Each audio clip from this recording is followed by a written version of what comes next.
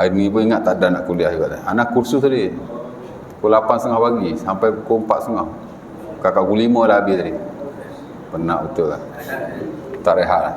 Sempat lah balik tadi rehat 10 minit. Baring 10 minit sempat. Dah balik berhenti makan dulu, lapar. Kan nak monteng lagi, tak boleh apa dah monteng dah.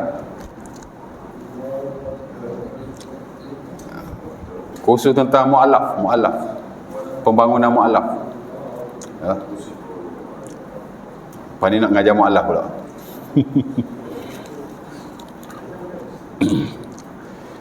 Okey, baik. Kuliah yang lalu tuan-tuan kita dah masuk babut tayammum.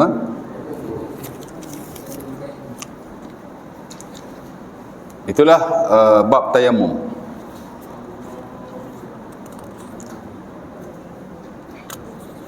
Di mana kita dah bincang tentang pertama ta'rif at-tayammum. Definisi tayammum. Apa itu tayammum? Ya, secara bahasa dan secara syarak.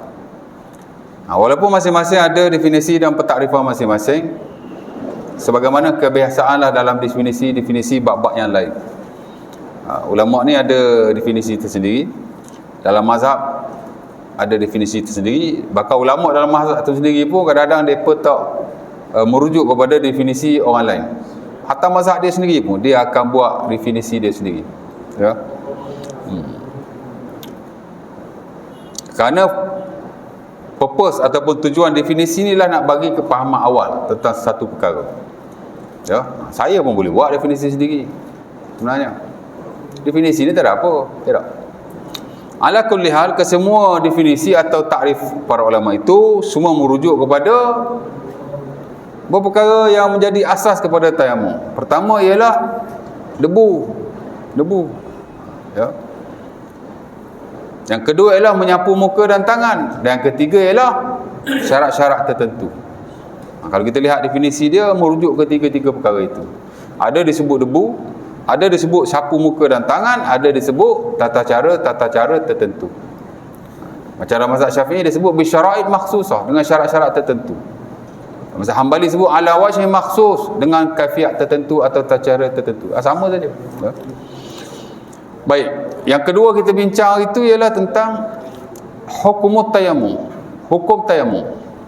Di mana basically hukum tayammum ni dia balik kepada hukum wudu. Yang mana hukum wudu itu wajib, maka tayammum pun wajib. Bila wudu tu jadi wajib? Nak semayang. Betul tak? Ya allazina amanu idza qumtum ila shalah faghsilu wujuhakum wa aydiyakum ilal marafiq. Famsahu bi ru'usikum wa arjulakum ilal ka'bain. Surah apa tu? Surah apa? Al-Maidah ayat ke-6. Kena ingat tu. Belajar fiqh bab taharah ni, satu-satunya ayat wudu ialah Al-Maidah ayat ke-6. Selagi tak habis bab wudu, dan termasuk tayammum juga, kerana tayammum ni ada hubungan dengan wudu. Saya akan sentiasa baca ayat itu. Dia biasa setiap bab ni dia ada dia punya ayat yang terpenting sekali dah. Ya. Dia panggil the most usable. Mana ayat yang paling banyak digunakan. Hak paling basic, hak paling fundamental. Kalau bab wudu hak tu lah. Ya. Setiap bab biasa dia ada ayat-ayat yang khusus, yang specifically sebut tentang perkara itu. Walaupun dalam hal tu mungkin ada banyak lagi ayat yang lain, tapi biasa dia ada ayat yang paling banyak digunakan pakai. Of course lah, wudu ni pasal tidak ada ayat yang lain. Tu je ayatnya. Al-Maidah ayat ke-6, Al-Maidah ayat ke-6, Al-Maidah ayat ke-6. Sepak batu je lagi, Al-Maidah ayat 7. Terbalik ya. Tukar dia. Ya. Kena ingatlah. Ya. Kita belajar masjid surau tak ada puasa ke okeylah, tak ada ujian, tak ada latihan. Ya. Ya tak? Baik. Jadi semayang wajib wudu. Jadi wajib wudu, wajib tayammum. Sebab kalau kita tak boleh wudu, kita tayammum, maka tayammum tu jadi wajib lah. Jadi nak semayang wajib tayammum. Nak sentuh Quran wajib ada wudu. Jadi nak sentuh Quran wajib tayammum. Kalau kita tak boleh wudu lah, maka melihat kepada hal yang seumpama itu. Apa yang diwajibkan wudu, bila kita tidak mampu, same goes to mandi wajib juga, maka kita wajib juga bertayammum. Tak banyak wajib wuduk ni, semayang. Hak ijma' semayang lah. Hak lain-lain tu tak ijma'. Hak wajib wuduk ni, sentuh Quran, tak ijma'. Ada je ulama kata tak wajib. Tapi tak apalah, kita ambil pendapat majoriti. Of course lah yang standard dalam mazhab Syafi'i, nak sentuh Quran wajib wuduk. Maka kalau kita tidak boleh berwuduk, wajib tayammum. Okey, nak tawaf, tuan-tuan pergi haji, pergi umrah, tawaf wajib wuduk kan. Memanglah majoriti kata begitu. Ya, termasuk yang standard dalam mazhab Syafi'i. Tapi ada je ulama yang kata tak wajib wuduk untuk tawaf. Ya. Jadi yang kata wajib wuduk, wajib tayammum kalau tidak mampu berwuduk. Yang tak kata wajib tu tak wajib lah. Tak wajib wuduk, tak wajib lah tayammum. Macam tu lah ya. Baik, jika berwuduk itu sunnah, maka tayammum juga sunnah. Bila berwuduk sunnah? Kita dah bincang masa bab wuduk dulu tu. Al-mawadi' allati yusannu fiha al-wuduk, tempat-tempat yang disunahkan wuduk secara khusus. Bila? Ya, nak belajar sunat wuduk. Nak belajar ni tak ada hadis, tapi dia kiaskan di atas zikir. Pasal nak zikir sunat wuduk ada hadisnya. Ya. Inni karihtu an azkurallah ila ala turin. Nabi diberi salam dalam keadaan Nabi tidak berwuduk dan Nabi tidak menjawabnya. After Nabi ambil wuduk baru Nabi jawab. Dan Nabi berkata, aku tidak suka berzikir kepada Allah melainkan dalam keadaan wuduk. Boleh tangguh dah zikir tu. Jawab juga, salam ni wajib dijawab. Ya tak? Tapi wuduk dulu, after that boleh jawab. Dan Nabi kata, aku tak suka berzikir kepada Allah dalam keadaan aku tidak berwuduk. Yang ni berhadas kecil. Jadi dikiaskanlah belajar dengan zikir itulah. Jadi nak belajar sunat wuduk. Kalau tak boleh berwuduk sunat tayammum. Nak berzikir sunat wuduk. Kalau tak mampu berwuduk sunat tayammum. Macam itulah. Hak mana wajib wuduk, wajiblah tayammum. Kalau tidak mampu, hak mana hak mana sunat tayammum, maka sunat wuduk. Jadi hukum dia tu tengok keadaannya macam mana. Exactly the same macam wuduk juga ya.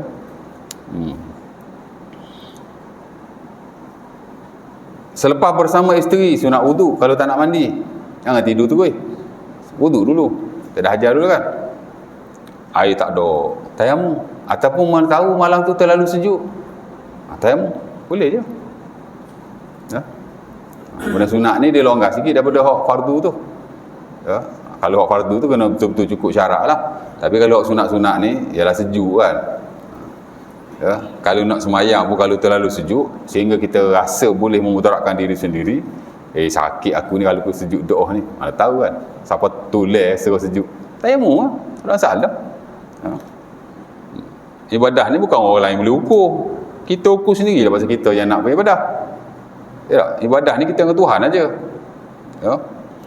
Sebab tu Amr bin al-As bila dia berjunub, malam tu sejuk lah dia kata, aku pun tayammum saja ya. Jadi imam pula tu, sahabat lain tak puas hati, tak mana wajib, pergi bagi tahu Nabi. Nabi pun tanya, sallaita bi ashabika wa anta junubun, pasal apa kamu jadi imam sembahyang bersama sahabatmu sedangkan kamu tak mandi, junub, tayammum saja? Apa jawab dia? Jawab dia, kuntu atazakkar qaul Allah azza wa jalla wala taqtulu anfusakum innallaha kana bikum rahimah. Cerita dia malam tu terlalu sejuk. Dalam hadis tersebut, ihtalamtu fi lailatin syadidatil bardi. Awal-awal hadis tu kan, hadis tu panjang juga. Awal-awal tu dia sebut malam tu dia dalam peperangan. Malam tu sejuk sangat. Tiba-tiba dia bukan bersama isteri, dia mimpi. Lepas tu keluar air mani. Allah nak mandi sejuk sangat dia kata. Bahaya ni, boleh mudarat aku ni. Bukan orang yang ukur, dia ukur sendiri. Bila balik Nabi tanya, pasal apa kau semayang juga tak mandi? Aku ingat kata-kata Allah dalam surah An-Nisa ayat 29, wala taqtulu anfusakum innallaha kana bikum rahimah. Kamu jangan bunuh diri kamu, Allah Taala Maha merahmati terhadap kamu. Dia kata khasyitu in iktasaltu an uhlak. Aku bimbang kalau aku mandi malam tu boleh jadi aku akan binasa, boleh sakit ya. Jadi dia tayammum sajalah. Fadhahikan Nabi walam yakul syai'an. Nabi ketawa dan tidak berkata apa-apa. That means it is allowable. Boleh lah tu. Kalau tak boleh Nabi marah kan. Nabi suruh qada balik ke macam mana? Baik. Jadi hukum dia melihat kepada hal-hal yang seumpama itu ya. Baik. Malam ni kita nak masuk syarat tayamum. Syarat sah tayamum. Syarat sah tayamum ni tuan-tuan, sebenarnya dia tak banyak beza dengan syarat sah wudu dulu. Tak banyak beza.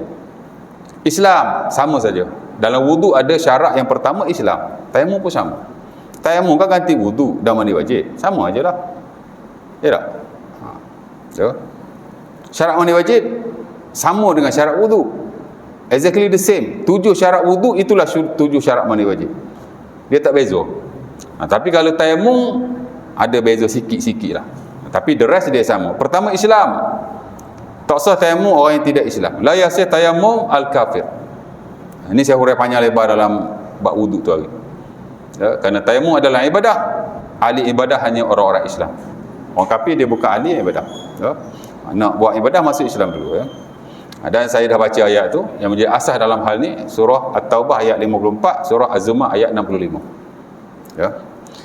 Berakal sama juga. La yasih ibadatu, berakal sama juga. La yasih tayammum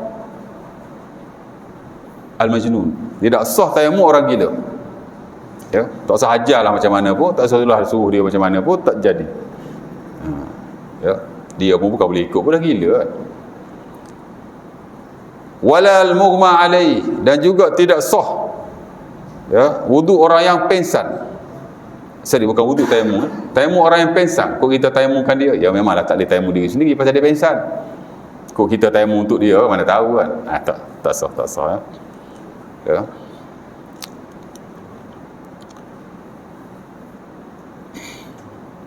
Gila, pengsan, ada satu lagi dalam konteks berakal. Apa? Anda pun dah lupa. La yasih tayammum al-majnun al-muma'alai as-sakran, orang mabuk sampai hilang akal, tidak sah tayamumnya. Kalau dia tayamum, bila dia dah ingat, dia kena tayamum balik. Exactly the same macam wudu lah. Ya. Baik, mesti berakal ya. Ibadah ni tuan-tuan, dia ambil kira berakal. Kalau muamalat dia lagi berat. Akal saja tak cukup, dia kena rasyid. Rasyid ni ialah ada kemampuan untuk menguruskan harta. Ya. Sebab tu budak-budak dia tak sah wakaf. Dia tak sah sedekah. Dia tak sah buat-buat benda-benda yang bersifat charity, tabarruat, melainkan dengan izin walinya. Kalau dia saja-saja. Hatta dalam mazhab Syafi'i lagi ketat. Budak-budak selagi tak balik, jual beli pun tak boleh. Anak tuan-tuan pergi kantin tak boleh buat duit.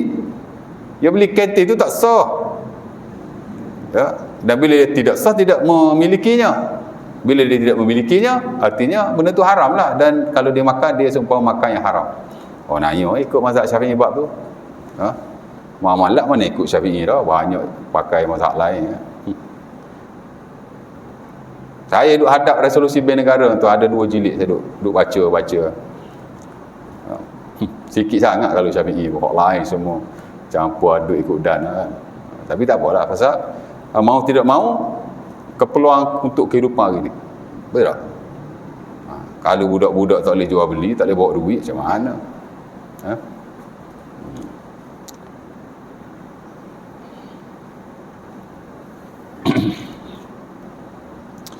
Baik, jadi kalau muamalat dia ketat sikit, dia mesti rasyid. Rasyid ni tak cukup sekadar berakal. Jadi ibadah dia ringan sikit ya. Tapi dia mesti ada kemampuan untuk menguruskan hartanya. Kita nak wakaf ke budak-budak boleh. Budak-budak nak wakaf tak boleh. Dia boleh menerima, tapi dia tidak boleh memberi. Dia macam tu ya. Pasal dia apa? Dia tak cukup akal fikiran lah. Nanti dia ditipu ya. Nampak? Betul tak? Islam nak jaga waktu lah. Ya. Baik.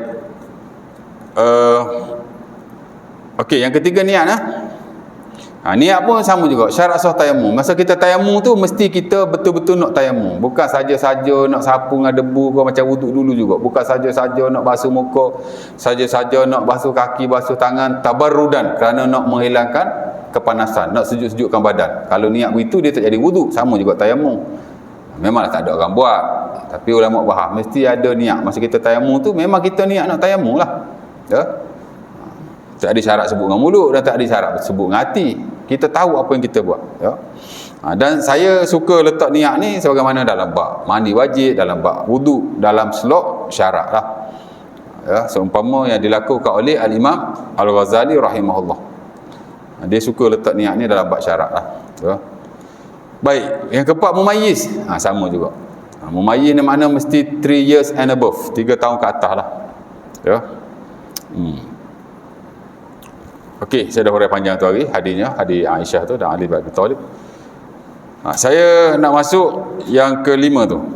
Ya. Apa beza antara wuduk, mandi wajib dan juga tayammum? Situ beza dia. Di mana kalau wuduk dan mandi wajib ia merujuk pada air. Jadi syarat dia lah air yang suci menyucikan. Al-ma'ut tahur. Adapun tayammum kerana ia melibatkan debu, maka kita gantilah daripada air yang suci kepada debu yang suci. Very simple kan? Itu satu beza. Yang kedua, menghilangkan apa yang menghalangnya. Ini sama dengan wuduk dulu, tak ada beza. Kemudian yang ketujuh tu ada beza juga. Tiada air atau sakit. Ya, wuduk dulu tak ada kan. Adapun tayammum dia mesti ada 2 syarat ni. Pertama, tiada air. Dia panggil dalam fiqh in'idamul ma'. Ya. Mana memang tak ada air lah. Ya. Ataupun air ada tapi tak boleh didapatkan ia. Ni ulama buat contoh belaka lah, macam Imam Ibn Hazm dia kata apa? Imam Ibn Munzir. Dia kata air ada tapi ngam-ngam untuk keperluan. Ni khusus untuk orang yang bermusafir lah. Ajma'u ala anna al-musafir idza ma'ahu al-ma' wa khashiya al-'atash lahu an yatayammam wa yubqi ma'ahu lisyurbi. Sepakat para ulama, tak ada khilaf. Kalau air tu ada, cuma sikit, ngam-ngam untuk minum dia. Dan dikiaskan di atas keperluan-keperluan yang lain. Ya. Maka boleh saja dia bertayamum dan dia mengekalkan air itu, tidak menggunakannya. Dia boleh minum dan guna untuk keperluan-keperluan yang mendesak lah. Boleh. Ya. Ataupun kata Al-Imam Ibn Hazm, air ada, kana ma'u qariban minhu. Air duduk sebelah saja. Ya tak? Tapi ada halangan. Hala bainahu wa bainal ma' narun aw aduwun. Ya, ada api di tengah-tengahnya atau ada musuh di tengah-tengahnya, mana tahu. Ya. Ataupun dia kata air ada, duduk dekat saja, dia nampak air tu, tapi dia tak boleh tinggalkan barangan-barangan pemusafirannya. Di mana kalau dia tinggal boleh dia hilang dan seumpamanya, maka dia kata boleh saja. Mana kata kalau air ada tapi ada faktor-faktor yang menghalang untuk kita guna air itu, maka dibolehkan.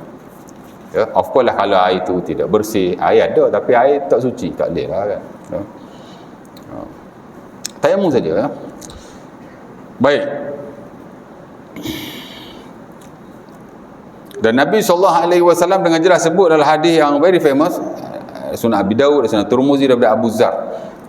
Nabi kata as-sa'idu tayyib tahurul muslim wa illam yajidil ma'ashra sinin. Awak jangan takutlah, Nabi kata. Ya, bukan Nabi kata, saya kata gitu. Nabi tak kata gitu. Nabi kata debu yang suci adalah alat bersuci orang-orang beriman, yakni menggantikan air dan wuduk dan mandi wajib. Walaupun dia tidak ada air 10 tahun lamanya. Tak payah takutlah. Saya kata tak payah takut tu. Nabi kata kalau tak ada air pun tak apa. Ada debu cukup. Walaupun 10 tahun tak ada air. Ya. Dan dulu saya dah pernah baca hadis Jabir tu, memang khusus kepada umat Nabi Muhammad dijadikan tanah ni alat untuk bersuci. Wa ju'ila lil ardu masjidan wa tahura. Khusus untuk umatku dijadikan bumi ini sebagai masjid dan dia adalah alat untuk bersuci. Umat-umat terdahulu tuan-tuan kalau nak semayang tak boleh semayang merata-rata, tak boleh. Dia kena semayang fis sawami', tempat semayang. Kalau kita masjid lah. Kalau Nasara church lah. Kalau Yahudi tempat semayang dia lah. Umat terdahulu majoriti para ulama beberapa tahun based on the hadis, depa kalau nak semayang tak boleh semayang merata-rata, tak macam kita. Kita bebas. Ayyuma rajulin min ummati adrakathu shalah falyusall. Mana-mana umat aku bila masuk waktu semayang, maka dia semayanglah di mana-mana sahaja. Ya. Tak ada syarat masjid, tak ada syarat surau. Atas tanah pun boleh. Semayanglah, lapik ke apa. Tak lapik pun tak apa. Pasal tanah ni bagi kita all are purified. adalah suci. Allah Ta'ala jadikan dia suci, ya. Cuma jangan pergi semayang atas najis, sudahlah. Tidak. Okey, jadi tak ada air, very clear. Dan yang kedua ialah sakit. Sakit pun sama juga, ya. Disebut dalam fiqh sebagai ta'adzur isti'malil ma'. Air ada, bukan tak ada, tapi dia tidak boleh menggunakannya kerana keuzuran, ya. Macam Ki Amru tadilah, dia tak uzur pun, tapi takut uzur. Takut uzur pun boleh tayamum. Kalau uzur lebih-lebih lagi lah, ya. Awak. Dan ada seorang sahabat Nabi SAW yang diriwayatkan oleh Jabir dalam Sunan Abi Daud dan selainnya. Hadis ni pun famous juga. Cuma isu dia, hadis ni sebahagian kata sahih, sebahagian kata dhaif. Ya, adalah ulama-ulama tertentu, kalau tuan-tuan kenal macam disebut dalam buku-buku fiqh itu, nama dia Ibnu Sakan, dia ulama hadis, dia kata hadis ni sahih, ya. Tapi Darqutni kata tidak sahih. Darqutni ni dalam setengah-setengah keadaan dia straight juga. Hadis dalam Sahih Bukhari Muslim sebahagiannya dia dhaifkan. Ya. Sebab tu ada sebahagian ulama ilmu yang terkemudian ni lah, kalau dia ada kritik hadis-hadis yang ada Sahih Bukhari Muslim, itu normal. Sebab ulama dulu pun kritik. Antara Darqutni, antara ulama terawal yang mengatakan bahawa tidak semua dalam Sahih Bukhari dan Muslim itu top sahih. Ada juga beberapa hadis yang tidak sebagaimana yang dihukumkan oleh ulama lain. Tapi orang-orang hadis tahulah, kita ni bukan belajar hadis mana pun, ya tak? Hatta saya sendiri pun belajar hadis basic aja, ya. Nak cerita pasal fiqh boleh lah, tapi nak cerita pasal hadis, kita bukan belajar banyak kan. Belajar mustalah hadis, 1 subjek 2 subjek je, degree baik, master baik. Nak tahu kategori hadis, makna hadis sikit boleh lah. Tapi nak go in detail, yang bersabit dengan periwayat lah, alasan dhaif sahih lah, apa itu gini, mana kita reti, ya tak? Baik, sebab ilmu hadis ni dia memang ada kena kelas khas lah, kelas khas, ya. Kita sentuh-sentuh begitu boleh lah. Baik, ada hadis tu amat penting sekali. Saya kira dalam buku-buku fiqh memang ada hadis tu, ya. Di mana ada seorang sahabat Nabi ni, dia dalam satu peperangan, kalau tak silap saya, kepala dia pecah. Bukan peperangan, pemusafiran, kepala dia pecah, ya. Lepas tu ditanyalah sahabat-sahabat dia, macam mana aku ni? Boleh tak kalau aku tayamum? Masa tu sudah disyariatkan tayamum. Dia tanya, hal tajiduna li rukhsatan fit tayamum? Kamu dapati ada tak bagi aku rukhsah untuk aku tayamum? Apa sahabat dia jawab? La, innaka taqdir 'alal ma'. Oh, tak boleh, dia kata. Mu kena wuduk juga. Mu kena mandi wajib juga. Pasal dia nak kena mandi wajib. Ya. Dia mimpi lah macam tu lah cerita dia. Mu kena mandi wajib juga, dia kata. Allah. Dia pun mandi tuan. Faktasala, famata. Oh, mati member tu. Dengan sebab sahabat-sahabat dia tak bagi mandi. Bila dia balik, dia cerita pada Nabi. Falamma qadimna ala Rasulillah, kata Jabir, ukhbiran Nabi bizalim. Orang cerita ke Nabi, dah mati, kes besar ni. Maka Nabi marah tu. Nabi kata, qataluhu qatalahumullah. Mereka telah membunuh lelaki itu. Allah Ta'ala akan membunuh mereka. Makna dosa besar lah, ataupun salah besar lah kita kata kan, ya. Dan Nabi kata innama ayyu su'al dan Nabi kata innama ayyul ilmi as-su'al, ya. Ubah kepada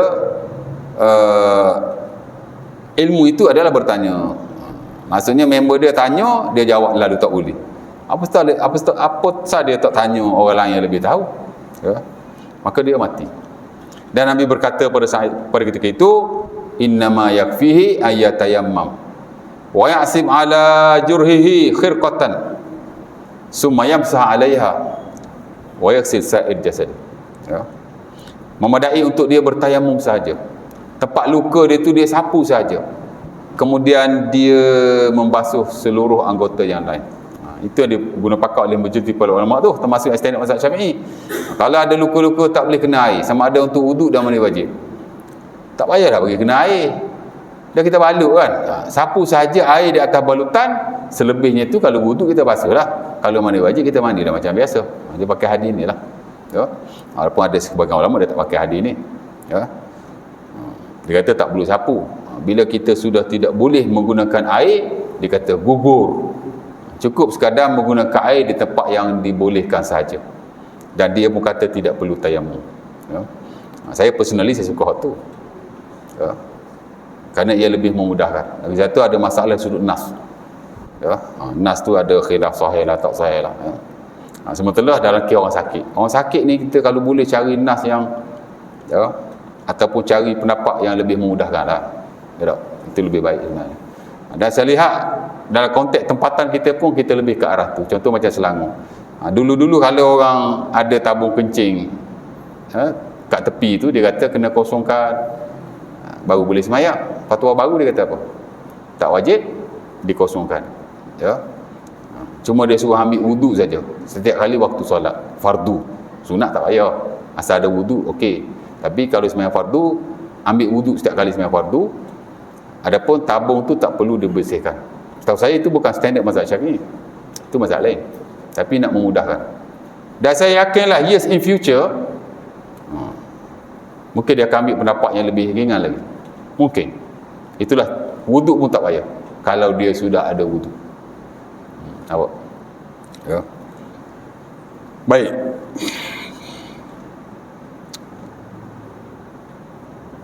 Sakit ya? Jadi confirm. Ya. Dan ini saya kira disepakati oleh para ulama. Hatta kata Imam Ibn Qudamah dalam kitabnya Al-Muni, dia kata orang yang sakit ni boleh saja dia bertayamum. Ya, ajma'u ala anna al-marid awil jarih lahu an yatayammam in khashiya ala nafsihi ad-darar atau kama qala. Telah ijma'lah para ulama kepada orang yang sakit dan orang yang luka, boleh saja dia bertayamum kalau dia takut ke atas kesakitannya itu menimbulkan kemudaratan. Boleh jadi lebih berat sakitnya. Ya. Boleh jadi macam-macam lah kan, tak tahulah kan pasal uzur kan. Ya. Jadi sakit confirm. Dan ada satu lagi juga tuan-tuan yang disyaratkan juga dalam syarat sah tayamum, tapi saya tak masukkan. Tapi adalah dalam buku-buku fiqh mazhab Syafi'i, buku fiqh mazhab Hambali, buku fiqh mazhab Maliki, Hanafi je dok. Ya. Itulah mensyaratkan tayamum dukhul waqti solat. Mesti masuk waktu sembahyang baru boleh tayamum untuk ibadah fardu lah. Maksudnya kalau dia nak sembahyang zuhur, dia kena tunggu masuk zuhur baru dia boleh tayamum. Baru dia solat. Kalau dia dah ada tayamum sebelum tu, dia tak kira. Sebab untuk sembahyang fardu dia mesti sentiasa dengan tayamum yang baru. Hatta kalau kita tengoklah mata Abi Syuja' pun, mata masyhur mazhab Syafi'i itu dia kata apa? Wa yatayammam likulli fariidah wa yusalli ma syaa minan nawafil. Untuk sembahyang sunat tak ada masalah sama sekali. Adapun sembahyang fardu, dia mesti bertayamum setiap kali waktu solat dan mesti ketika masuknya waktu solat. Ya. Mana dalilnya? Dia kata ayat Quran, ya allazina amanu idza qumtum ila shalah. Wahai orang beriman, bila kamu nak sembahyang, maka Allah Taala suruh wudu. Tapi wudu dia kata tak ada syarat masuk waktu. Ya. Boleh saja sebelum berwaktu. Adapun tayamum dia menggunakan ayat itu juga, tapi alasan dia ialah tayamum ni ialah taharah darurah. Taharah darurah. Mana kita bersuci kerana darurat. Dia bukan macam wudu. Jadi mesti nak masuk waktu. Dan dia guna hadis saya baca juga tadi, ayyuma rajulain min ummati atrakahu shalah falyusall. Bila mana hamba-Ku masuk waktu, bukan masuk waktu solat, bila mana hamba-Ku dia nak solat, maka hendaklah dia sembahyang. Dia nak solat di situ maksudnya ialah masuk waktu solat. Dia faham begitu. Adrakathu as-salah ai adrakahu waktu solat. Bila dia nak sembahyang, artinya bila masuk waktu sembahyang. Adalah dari tertentu ya. Tapi sebagai ulama kata tak ada syarat ya. Sama lah konteks air kencing tadi lah kan. Ya. Dengan sebab mazhab Syafi'i ni dia mesti ambil wuduk setiap kali nak solat. Dia dalam konteks yang sama lah. Ya. Tapi sebagai ulama tak. Macam Abu Hanifah dia kata tak. Ya. Dan bukan dia seorang lah, sebagai ulama lain macam Ibn Hazm dia kata tak boleh. Ibn Taymiyah pun dia kata tak boleh. Tayamum ni dia kata betul-betul ganti wuduk. Jadi kita boleh saja berwuduk sebelum masuk waktu. Apa masalah kita tak boleh bertayamum sebelum masuk waktu? Dia kata wuduk dengan tayamum tak ada beza. Dia taharatul badal. Dia ada taharah yang betul-betul menggantikan. Dia bukan taharah darurah. Dia bukan taharah darurah. Taharah yang melibatkan kemudaratan semata-mata. Ya. Jadi ada perspektif yang berbeza antara ulama masing-masing. Ya. Tapi orang sakit ni kan, boleh je kita ikut yang paling ringan, tak ada masalah sama sekali. Ya. Hatta kalau kita lihat dalam fiqh taharah, Qardawi dalam banyak hal dia sentiasa memilih pendapat yang lebih ringan dalam hal yang melibatkan keuzuran. Kerana babak uzur ni tuan-tuan, sebenarnya kebiasaan atau sebahagian besar daripadanya tidak ada hadis yang spesifik. Kalau ada hadis pun, tu kata sahih, ni kata dhaif. Dia lebih kepada ijtihad, more on ijtihad, pendapat saja. Ya. Nampak? Jadi dalam setengah keadaan boleh saja kita mengambil yang ringan, terutama uzur. Nak ambil berat pun tak ada masalah. Ya tak? Tapi kita lihat pendekatan ulama-ulama yang terkemudian lah. Dia lebih suka meringankan ummah. Ya. Syekh Qardawi kan. Saya suka baca buku dia kan. Ya. Dia meninggal itu, orang kumpulkan buku-buku dia dalam cetakan yang baru dalam bentuk ensiklopedia, mausu'ah. 200 lebih buku dia. Kalau beli RM10,000. Tu pun ada member duk kata Qardawi sewel lah, gila lah, naik bulu tengkuk lah. Dia kata buku Qardawi kat Azhar buat dalam longkang aja. Mana hang tahu? Suka buat fitnah betul lah. Tapi katanya dia dah minta maaf. Geram betul. Agak-agak dia bertaubat lah ya. Member satu dunia pakai. Awak tu untung ada pondok je. Kalau awak tak ada pondok, awak tak panggil awak tuan guru. Ya tak? Perangai tak senonoh. Baik.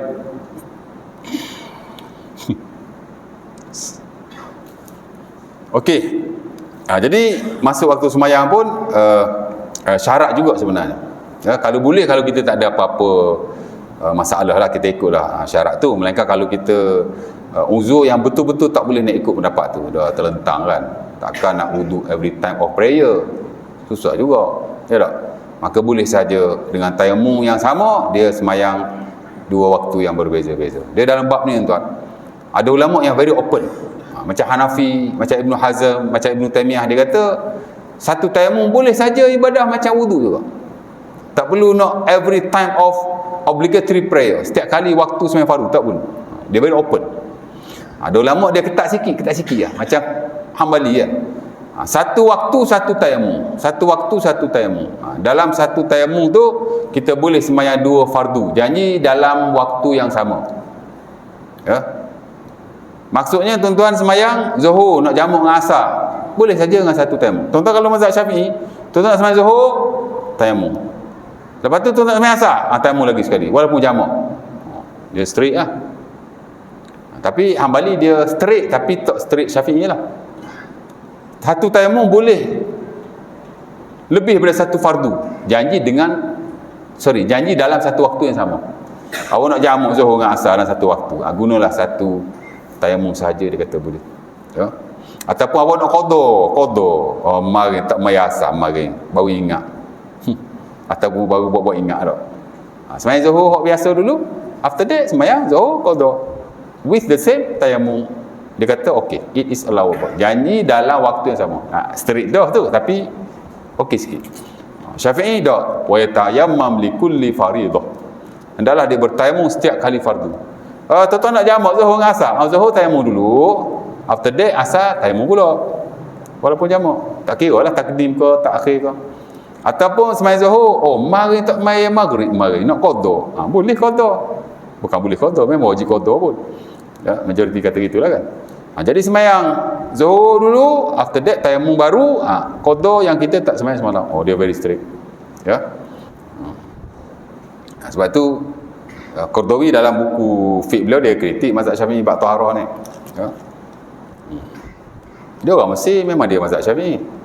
Tapi setelah dia meluas ilmunya, dia melihat dengan pelbagai aspek, dengan dalil-dalilnya, dan dia round satu dunia. Tak adalah satu dunia, tapi sebahagian besar daripada orang kata apa, dunia ni dia tahulah keadaan-keadaannya. Dia lebih mengambil pendapat-pendapat secara terbuka lah. Ya. Kita ini dalam muamalat memang banyak pakai beliau, Qardawi, ya, Wahbah Zuhaili. Kita buat takaful insurans tu kan, itu sebahagian besar pendapat Wahbah Zuhaili. Ya. Tahu Abah Zuhaili? Ya. Orang kata insurans konvensional dengan Islamik sama je. Mana ada sama? Ingat Abah Zuhaili tu Haji Zuhaili je. Baca buku dia, tuan, menggambarkan keilmuannya, ya.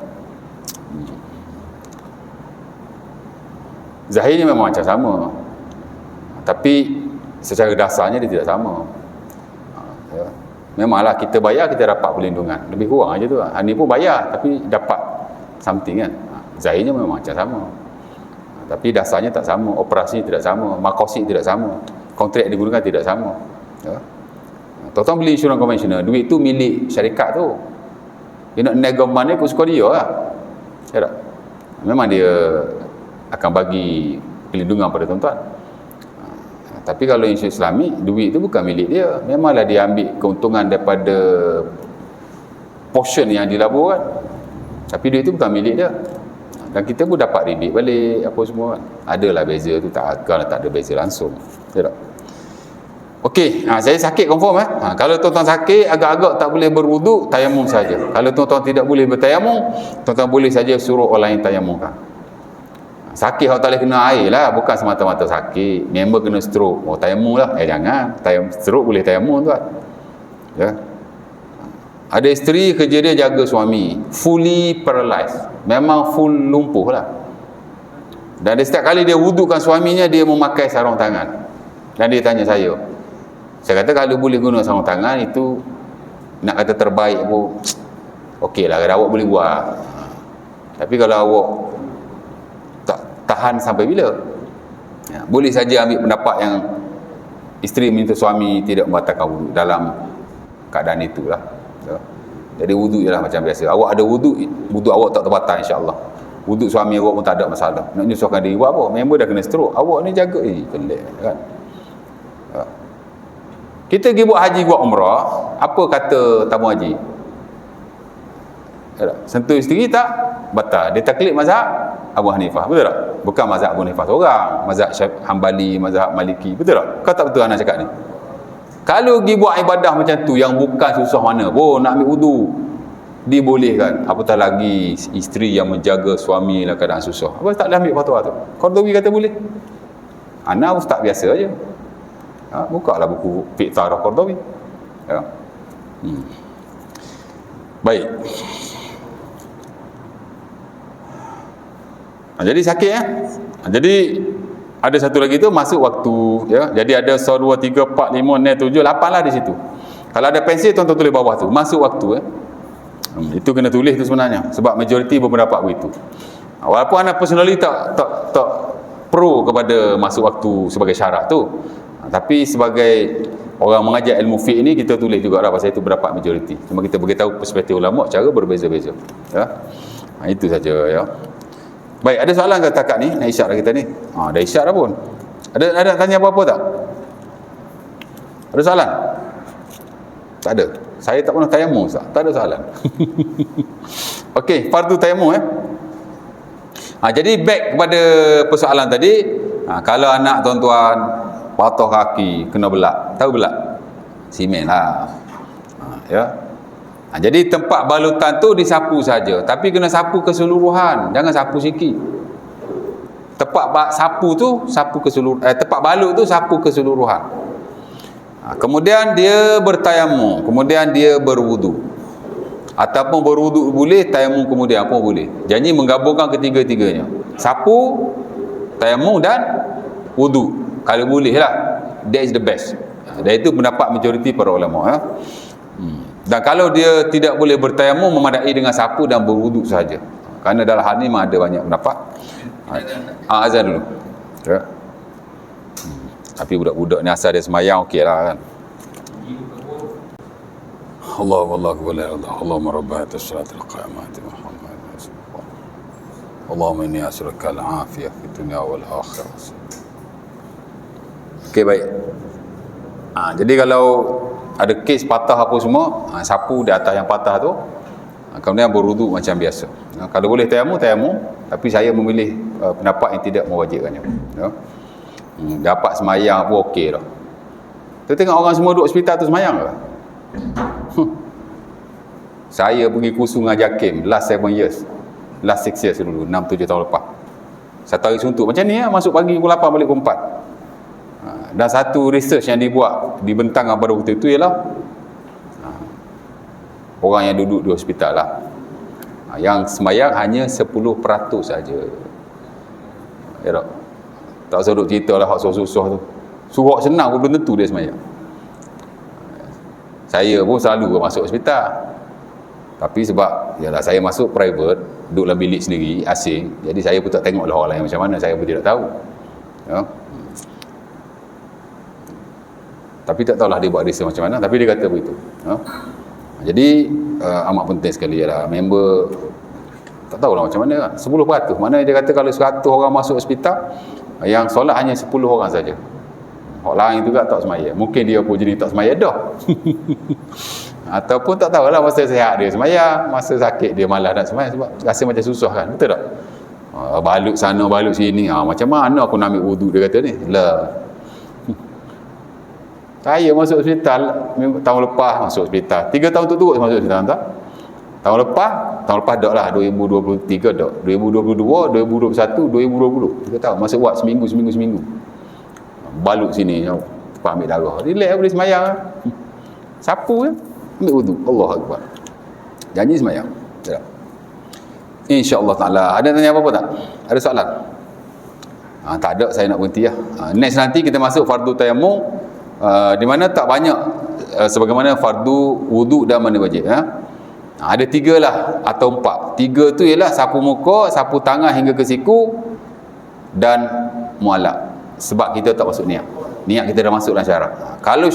Kalau niat dalam syarat tu pergi masuk dalam rukun, dia ada 4 lah. Niat, sapu muka, sapu tangan hingga ke siku dan mualak. Mualak ni maksud urutan.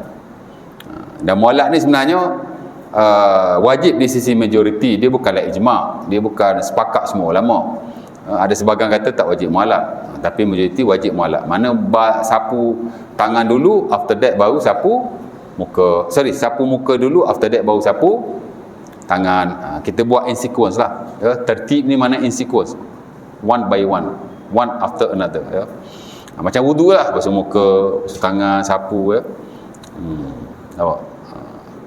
Orang Maliki tuan-tuan, wudu dan tayammum juga tak mewajibkan mualak. Mana kalau dia wudu basuh kaki dulu basuh. Basuh tangan dulu basuh. Dia kata wudu ni tak wajib mualak. Tapi sunat saja. Tayammum pun sama lah. Kalau sapu tangan dulu baru sapu muka, sah dia kata. Tapi practically dia tak buat lah begitu. Saya ramai kawan-kawan yang daripada Maliki, daripada Afrika lah kebiasaannya. Kami berada di UAE memang mostly daripada Afrika sana. India pula dah. Sudan, Djibouti, Eritrea, ramai yang sana tak. Mazhab Maliki belaka tu. Yalah. Dan saya bila berwuduk dengan mereka atau bila saya lihat mereka berwuduk pun, saya tak tengok mereka berwuduk secara sonsang. Walaupun mereka tidak mengatakan ia wajib, tapi secara praktikalnya mereka tetap mengutamakan sunnah Rasulullah SAW, di mana Nabi tidak pernah berwuduk secara sonsang begitu ataupun bertukar secara tidak tertib. Nabi berwuduk secara tertib. Ulama sepakat tertib adalah perkara yang the best. Cuma sebahagian mengatakan tidak wajib, segelintir lah, dan majoriti mengatakan wajib. Itu sajalah, insya-Allah taala. Nanti kita bincang sikit je pasal fardu. Kemudian perkara yang membatalkan tayammum, yang mana perkara yang batal tayammum ni dia lebih kurang wuduk juga, cuma dia ada sikit perbezaan. Sama macam syarat juga, mestilah ada. Sebab ini taharah ma', suci air, ini taharah turab, suci debu. Mestilah ada sikit sebanyak perbezaannya. Kalau tak ada soalan, kita stop lah. Aku Dukul Azhar. Assalamualaikum warahmatullahi wabarakatuh. Kita tangguhkan majlis kita dengan tasbih kafarah.